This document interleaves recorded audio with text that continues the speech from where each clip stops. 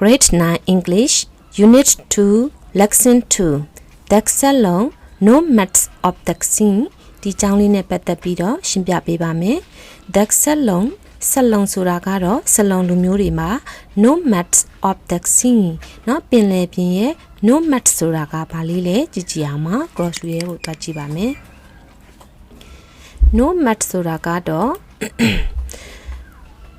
noun မှာပေါ့နော် a member of a group of people who move from one place to another instead of living in one place all of the time เนาะ then change เนาะ all of the time ပေါ့တစ်ချိန်လုံးတနေရာထဲမှာနေမဲ့အစားတဲ့တနေရာကနေပြီးတော့အခြားတနေရာကိုရွှေ့ပြောင်းသွားလာနေတဲ့လူအုပ်စုတွေရဲ့အဖွဲ့ဝင်တဦးပဲဖြစ်ပါတယ်တဲ့ဒါကြောင့် nomad ရဲ့အဓိပ္ပာယ်ကတနေရာထဲမှာအတီတကျနေထိုင်တဲ့သူမဟုတ်တာရေကြည်မျက်နှာရနေထိုင်တဲ့သူခြေတုံးအိမ်နိုင်လူများလို့အဓိပ္ပာယ်ရပါတယ်ဒါကြောင့် Dexalon Nomads of the Sea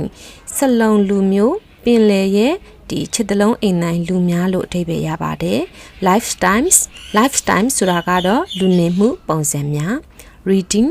number 1 impacts look at the photos and answer the questions impacts နှစ်ယောက်တည်း look at the photos ဒီတပ်ပုံတွေကိုကြည့်ပါ and answer the questions ပြီးတော့မေးခွန်းတွေကိုဖြေပါတဲ့ကဲမေးခွန်းလေးတွေကပါလေးတွေလဲ number 1 have you ever heard of the Salon have you ever heard of the Salon လူမျိုးတွေအကြောင်းကိုသင်ကြားဘူးပါသလားတဲ့ when and where ဘယ်အချိန်ဘယ်နေရာမှာကြားဘူးတာလဲတဲ့ okay ကြားဘူးတယ်ဆိုရင်တော့ yes I have heard of the Salon in TV မှာကြားဘူးတယ် or ဒါမှမဟုတ်ရင် on social media တွေမှာကြားဘူးတယ်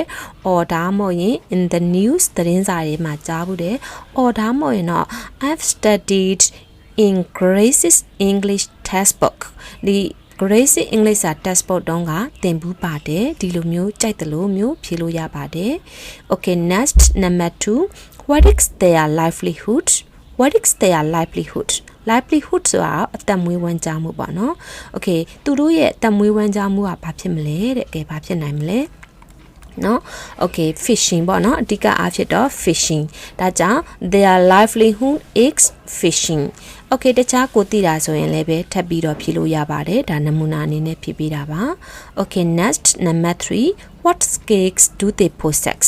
ဘယ်လိုမျိုးစွမ်းဆောင်ရည်တွေသူတို့မှာပိုင်ဆိုင်တာလေတဲ့ကဲဘယ်လိုစွမ်းဆောင်ရည်ပိုင်ဆိုင်မလဲပင်လယ်ပျော်လူတွေဖြစ်တဲ့အတွက် swimming ဖြစ်မယ် swimming ရမယ် fishing ရမယ်နောက်ဘာရမလဲ diving ရမယ်ပေါ့နော် okay ဒါဆိုရင် they possess several skills such as fishing swimming and diving etc ပေါ့နော်စသဖြင့်ကိုသိတဲ့ဥစားလေးတွေဖြေလို့ရပါတယ်ဒါကတော့ကိုယ့်ရဲ့ knowledge လေးနဲ့ပတ်သက်ပြီးတော့နော်သူတို့ချင်းကလေးချင်းဖြေရမှာပေါ့နော် okay next number 2a read the passage and check your answers in exercise 1 read the passage စာပိုက်ကိုဖတ်ပါ and check your answers in exercise 1 exercise 1ကမင်းရဲ့အဖြေတွေကို check စစ်ဆေးပါတဲ့ကဲခုနဖြေထားတဲ့ဟုတ်မဟုတ်စာပိုက်ကလေးကိုဖတ်ပါမယ် The Salon also known as the Moken are one of the ethnic groups in Myanmar. The Salon also known as the Moken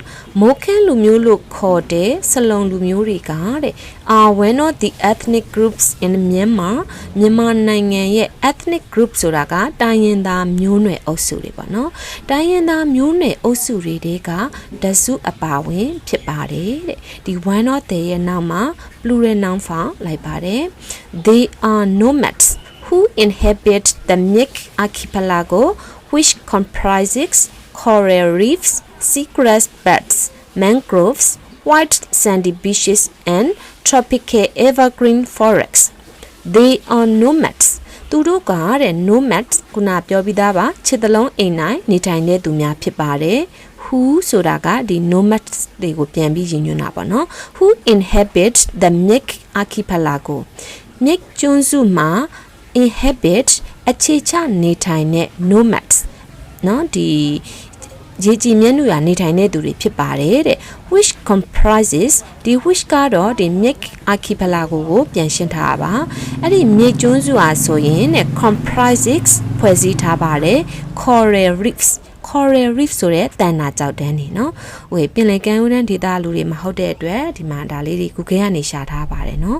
coral reef ဆိုတာကဒီမှာတန်နာကြောက်တန်းနေနောက် sea grass beds sea grass beds ဆိုတာကတော့ပင်လယ်ကြမ်းခင်းမြတ်တွေပါ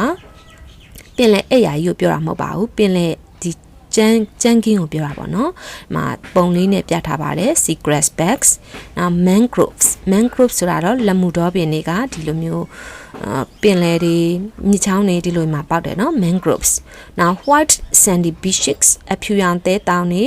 and tropical evergreen forest အပူပိုင်းအမြဲစိမ်းသစ်တောတွေစတာတွေနဲ့ဖွဲ့စည်းထားတယ်တဲ့မြစ်ကျွန်းစုမှာနော်အခြေချနေထိုင်တဲ့ရေကြည်မြတ်နုရာနေထိုင်တဲ့သူတွေဖြစ်ပါတယ်တဲ့ဒါကတော့စလုံလူမျိုးတွေအကြောင်းပြောတာပေါ့နော်သူတို့နေထိုင်တဲ့အကြောင်း Their traditional lifestyle and customs are interesting to the modern world Their traditional lifestyle and customs သူတို့ရဲ့ရိုးရာလူနေမှုပုံစံတွေဓလေ့ထုံးတမ်းတွေကတဲ့ are interesting စိတ်ဝင်စားစရာဖြစ်နေပါတယ် to the modern world ဒီခေတ်သစ်ကဘာကိုစိတ်ဝင်စားစရာဖြစ်နေပါတယ်တဲ့ကဲဘယ်လောက်ထိစိတ်ဝင်စားစရာကောင်းလဲဆက်ပြီးတော့ဖတ်ကြည့်ပါမယ်ဒါကတော့ white sandy beaches เนาะအဖြူရောင်သဲတောင်နေ Mick archipelago ဒါမြေကျွန်းစုပေါ့เนาะဒါလေးကတော့သူတို့ရဲ့ lifestyle လူနေမှုပုံစံလေးတွေပေါ့เนาะ Okay next The Salon love to wander around the blue sea in their fragile boats used their homes The Salon လူမျိုးတွေကတဲ့ love to wander around the blue sea ဒီပင်လယ်ပြပြကြီးတစ်ဝိုက်မှာလှည့်လည်သွားလာရတာကိုချစ်မြတ်နိုးပါတယ်တဲ့ wander ဆိုတာလှည့်လည်သွားလာတယ်နော် in their fragile boats used their homes နော် in their fragile ဆိုတာကဒီပျက်စီးလွယ်သောမခိုင်ခံသောဆိုတဲ့ပဲပြောပါနော်သူတို့ရဲ့ဒီပျက်စီးလွယ်တဲ့မခိုင်ခံတဲ့လှေလေးတွေကိုတဲ့သူတို့ရဲ့အိမ်အဖြစ်သုံးပြီးတော့ဒီအပြာရောင်ပင်လယ်ကြီးတစ်ဝိုက်ကိုလှည့်လည်သွားလာရတာကိုသဘောကျချင်မြင်နိုးပါတယ် They loaded their boats with all their belongings their dogs cats and chickens They loadဆိုတာကဝင်တင်သည်ပစ္စည်းတင်သည်ပေါ့နော် They loaded their boats with all their belongings သူတို့ပိုင်ဆိုင်တာတွေအားလုံးကိုသူတို့ရဲ့လှေပေါ်ကိုတင်ပါတယ်တဲ့ပါရီလေ The dogs cats and chickens သူတို့ရဲ့ခွေးတွေကြောင်နေကြက်ကလေးတွေအစရှိတယ်နော်ပိုင်ဆိုင်တာတွေအားလုံးကိုသူတို့လှေပေါ်တင်ပါတယ် They move from one deserted island to another They move သူတို့ကရွှေ့ပြောင်းသွားလာနေကြတယ်ပေါ့နော် From one deserted island deserted ဆိုတာကဘာမှမရှိတော့ island ဆိုတာကျွန်းပါနော်ဘာမှမရှိတဲ့ကျွန်းတစ်ကျွန်းကနေပြီးတော့ to another အခြားကျွန်းတစ်ကျွန်းကိုရွှေ့ပြောင်းပြီးတော့နေထိုင်ကြပါတယ်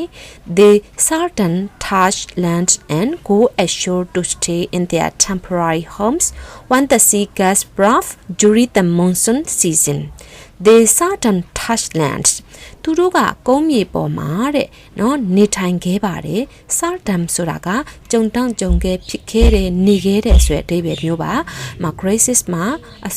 grade 8 တုန်းကသင်ပြီးသားပါ alpha soft frequency မှာ definite frequency တို့ indefinite frequency တို့သင်တဲ့ထဲမှာဒီမှာနော် indefinite frequency နေနဲ့သင်ထားတဲ့ certain ဆိုတာဟိုတကယ်ကိုပဲပေါ့နော်ရှာပါလောက်ခဲတယ်ကြုံတောင့်ကြုံခဲဖြစ်တယ်ဆိုတဲ့အဓိပ္ပာယ်မျိုးပါ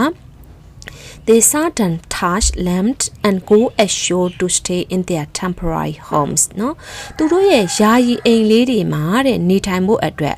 ashore ဆိုတဲ့ကုန်းတွင်းပိုင်းကိုသွားရောက်ပြီးတော့ကြုံတောင့်ကြုံခဲဒီကုန်းမြေပေါ်မှာသွားပြီးတော့နေထိုင်ခဲ့ပါတယ်တဲ့ When the sea gets rough during the monsoon season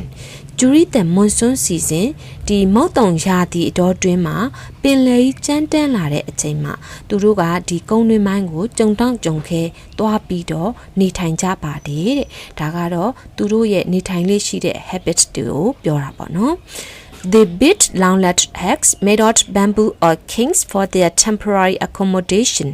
They built long-legged huts. သူ သူတို့က lawnlet hut ဆိုတဲ့ခြေတံရှည်တဲအိမ်လေးတွေကိုစောင့်နေကြပါတယ် made of bamboo or canes made of bamboo or canes ဆိုတော့ bamboo ဆိုတဲ့ဝါးတွေ canes ဆိုတဲ့ဒီကြိမ်နေနဲ့ပြုတ်လုပ်ထားတဲ့ခြေတံရှည်တဲအိမ်လေးကိုစောင့်နေကြတယ် for their temporary accommodation သူတို့ရဲ့ယာယီaccommodation ဆိုတာကဒီတဲခိုစရာနေရာထိုင်ခင်းကိုပြောတာပါဒီလိုယာယီနေစရာအတွက်ဒီလိုမျိုးခြေတံရှည်အိမ်လေးတွေကိုတိစောက်ပြီးနေရပါတယ်တဲ့ During the hot and cold seasons they earn their living by fishing and collecting and trading natural marine products such as seashells, sea cucumbers, oysters, seaweeds, parks, bird snakes and medicinal plants that grow on the islands.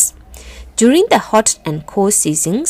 နွေရာသီနဲ့ဆောင်းရာသီအတော်တွင်မှာတော့တဲ့ they earn their living သူတို့အသက်ရှင်နေထိုင်မှုအတွက် ဝင်ငွေရှာရပါတယ် by fishing and collecting fishing ဆိုတာငါးများခြင်းနေ and collecting စုဆောင်းခြင်း and trading ကုသရောင်းဝယ်ခြင်းဘာတွေကိုလဲ natural marine products เนาะ natural marine products ဆိုတာကတဘာဝပင်လယ်ထွက်ပစ္စည်းတွေဘယ်လိုတွေလဲ such as ကဲ့သို့သော seashells ပင်လယ်ခရုခွန်လေးတွေ sea cucumbers ပင်လယ်သခွားသီးကောင်လေးတွေเนาะအကောင်လေးတွေပြောပါเนาะဒီမှာပင်လယ်သခွားသီးကောင်လေးမြင်ဘူးမှာဆိုလို့ပြထားပါတယ် oyster ဆိုတာကကမာကောင်လေးတွေ seaweeds ဆိုတာပင်လယ်ရေညှိတွေ parks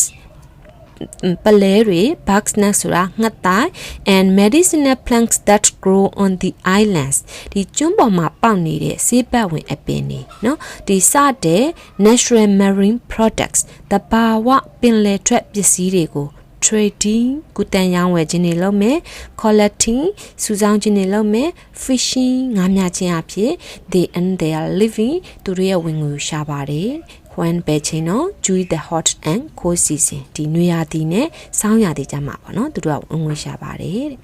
ဒါကတော့ sea cucumbers လေးတွေပါပင်လယ်သခွားသီးအကောင်လေးတွေပါနော်ဒါလေးက fragile bird ပျက်စီးလွယ်တဲ့လှေ par ပလဲလေးတွေoyster ဆိုတာကမာကောင်လေးတွေ bird snakes ငှက်သိုက် now seaweeds ဆိုတာတော့ပင်လယ်ရေညှိတွေသူကနေထွက်တဲ့အစားအစာလေးပေါ့နော် now seashells ပင်လယ်ခရုခွန်လေးတွေ long-legged hacks ဆိုတာကဒီခြေတံရှည်တဲအိမ်လေးတွေပေါ့နော် okay next on the waters of the Atman Sea the Ceylon's incredible cakes can be seen on the waters of the Atman Sea ဆိုတာကတော့ကပ်ပလီပင်လေပါနော်ကပ်ပလီပင်လေရဲ့ on the waters နော် waters နော်ဒီမှာ water မှာ s ပါနေတယ် generally ရေပေါ်အဖြစ်တော့ water is uncountable now so without x ပါနော် water ဆိုတာကပုံမှန်အဖြစ်တော့ uncountable now s ပါစရာမလိုပါဘူးဒီမှာက s ပါပါတယ်ဘာကြောင့် s ပါနေတာလဲဆိုတော့သူကဘာကိုပြောချင်တာအောင်ဆိုတော့ bodies of the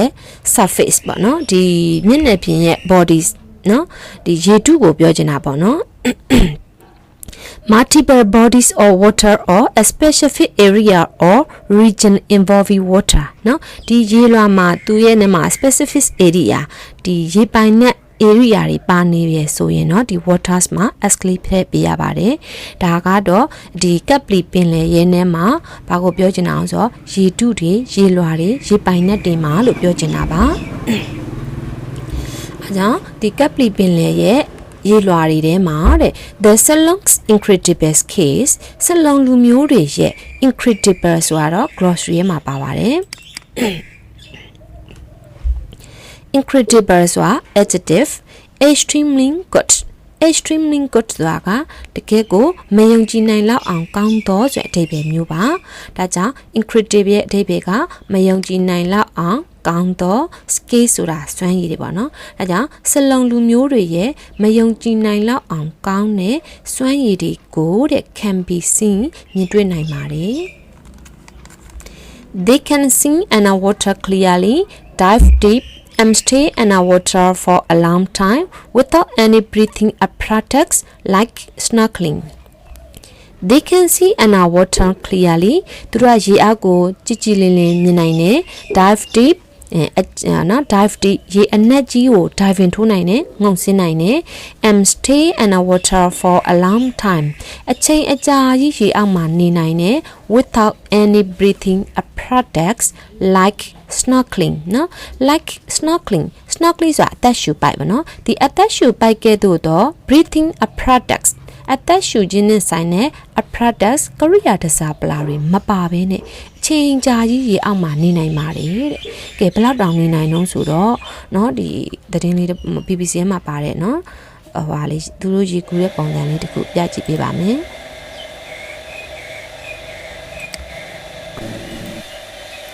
Okay ဒါလေးကတော့သူတို့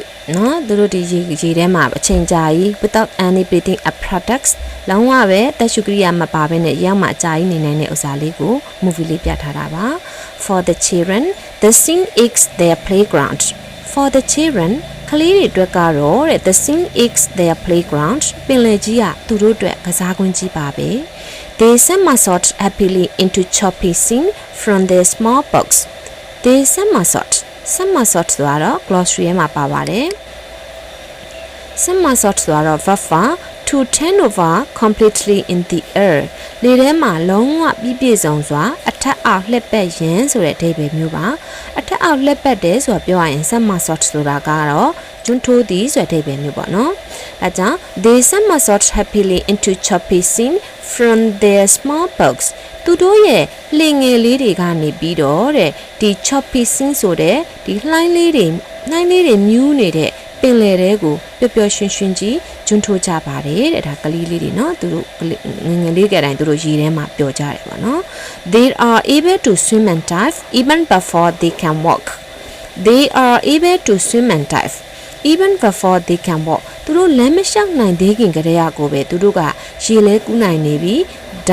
diving လဲထိုးနိုင်နေပါပြီတဲ့ဒါသူတို့ရဲ့ incredible skills တွေပေါ့နော်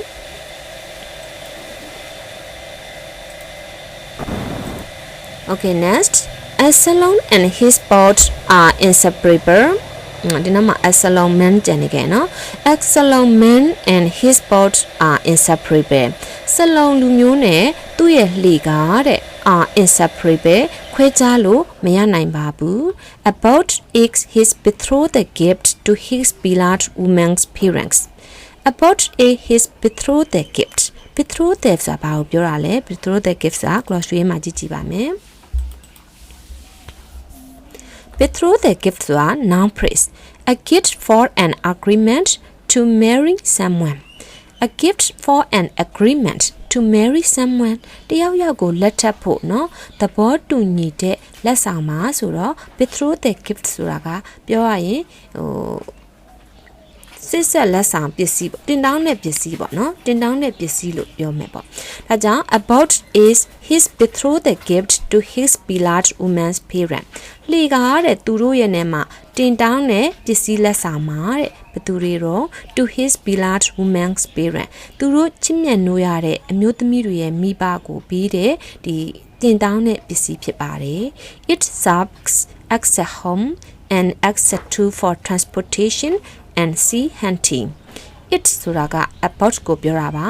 လှေကားတဲ့ ဆောင်ရွက်ရတဲ့ as a home အိမ်အဖြစ်လဲလောက်ဆောင်ရွက်ရတယ် and access to for transportation ဒီ transportation သွားလာဖို့အတွက်เนาะ to ကရိယာတစားပလာအနေနဲ့လဲသုံးလို့ရတယ် and ပြီးတော့ sea hunting အမဲလိုက်ဖို့အတွက်လဲသုံးလို့ရပါတယ်အိမ်တစ်ခုရဲနဲ့သူတို့အားလုံးပြည့်စုံတယ်เนาะအိမ်လဲရတယ် transportation သွားလာဖို့ရှင်အတွက်လဲရတယ် sea hunting ဒီလိုမျိုးအစားရှာဖို့အမဲလိုက်ဖို့အတွက်လဲပဲရပါတယ်တဲ့After marriage, he brings his wife to his family. After marriage, let it be now that he brings his wife to his family. သူဟာသူ့ရဲ့နဲ့မှဇနီးမယားပေါ့နော်သူတို့မိသားစုစီကိုခေါ်လာပါတယ် Each family has a family head and they travel together in a flotilla, a fleet or box. Each family has a family head. မိသားစုတစုချင်းစီမှာမိသားစုခေါင်းဆောင်ရှိပါတယ် and ပြီးတော့ they travel together သူတို့ကအတူတကွခီးသွားတယ် in a flotilla flotilla ဆိုတာဘာပြောတာလဲနောက်မှရှင်းထားတယ် a fleet or box a A fleet ဆိုတာ a fleet is a group or collection or ships or boats that are owned and operated.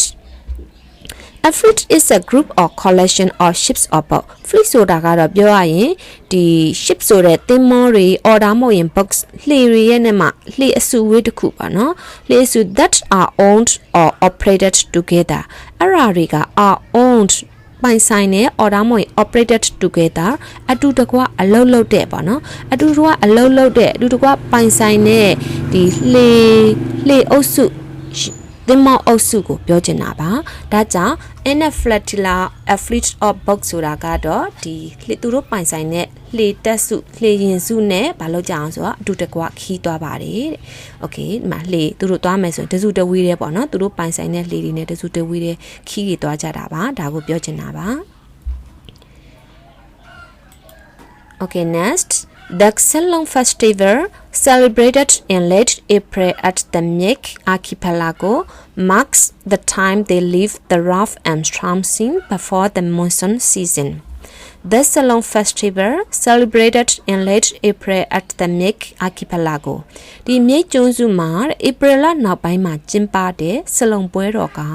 marks အမှတ်သားပြုထားတဲ့ the time they leave the rough and storm scene before the monsoon season ဒီမုတ်တုံရာသီမတိုင်ခင်က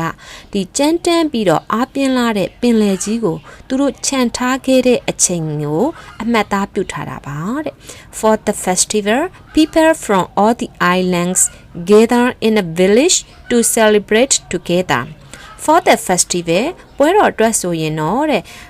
people from all the islands ကျွန်းအားလုံးကလူတွေက gather စုဝေးရတယ် in a village ဒီရွာတရွာမှာပေါ့နော် to celebrate သူတို့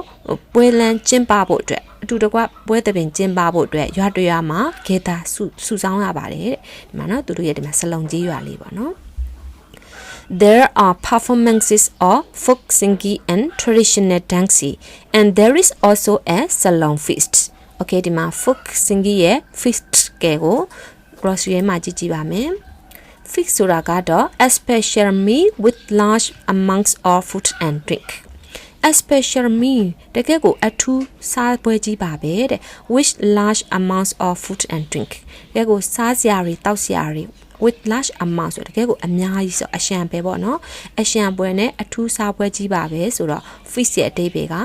စားတောက်ပွဲစားပွဲကြီးပေါ့နော်အဲ့လိုအဓိပ္ပာယ်ရပါတယ် next folk singing ဆိုတော့ noun phrase ပေါ့နော် the singing or traditional sound of a community ဆိုတာဒီလူအဖွဲ့အစည်းလေးတစ်ခုပါနော်သူတို့ရဲ့လူမျိုးစုလေးပေါ့လူမျိုးစုလေးတွေရဲ့နဲ့မှာရိုးရာသချင်းလေးတွေကိုတီးဆိုခြင်းဆိုတဲ့အဓိပ္ပာယ်မျိုးပါ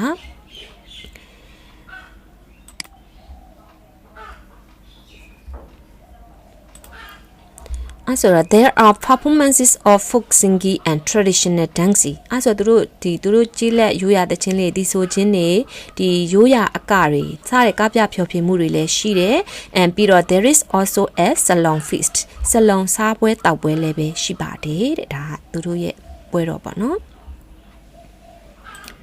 Okay, next, the Ceylon way of life today is more difficult than it used to be because of overfishing. The Ceylon way of life today, unique Ceylon လူမျိုးတွေရဲ့ဘဝကတဲ့ is more difficult. ပိုပြီးတော့ခက်ခဲကြမ်းတမ်းလာပါတယ် than it used to be. သူတို့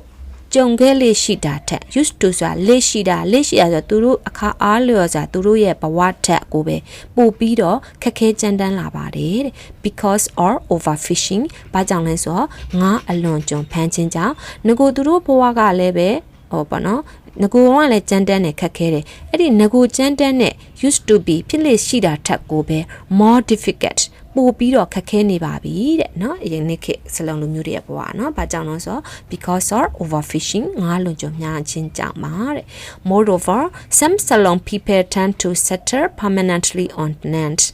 ဒါအပြင်နဲ့ some Salon people အချို့သောအဆလုံလူမျိုးတွေက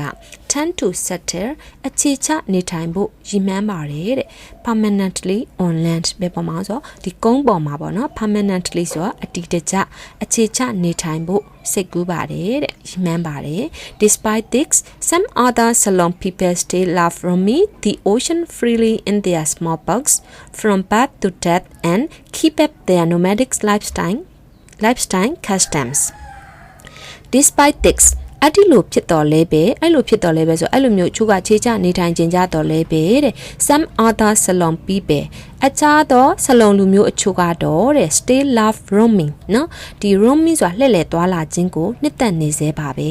the ocean freely in their small box from birth to death မွေးဖွားတီကနေတည်ဆုံးတီတိုင်အောင်သူတို့ရဲ့လှေငယ်လေးတွေနဲ့ဒီသမုဒ္ဒရာကြီးမှာလွတ်လွတ်လပ်လပ်လှည့်လည်သွားလာရခြင်းကိုနှစ်သက်နေစေပါပဲ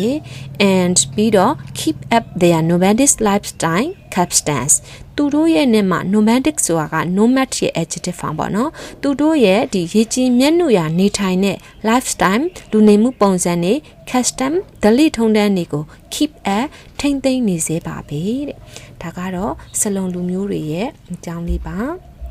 ပုံလေးတွေကတော့မြင်သာအောင်ပြထားခြင်းဖြစ်ပါတယ်အားလုံးအဆင်ပြေမယ်ထင်ပါတယ်ကျေးဇူးတင်ပါတယ်ရှင်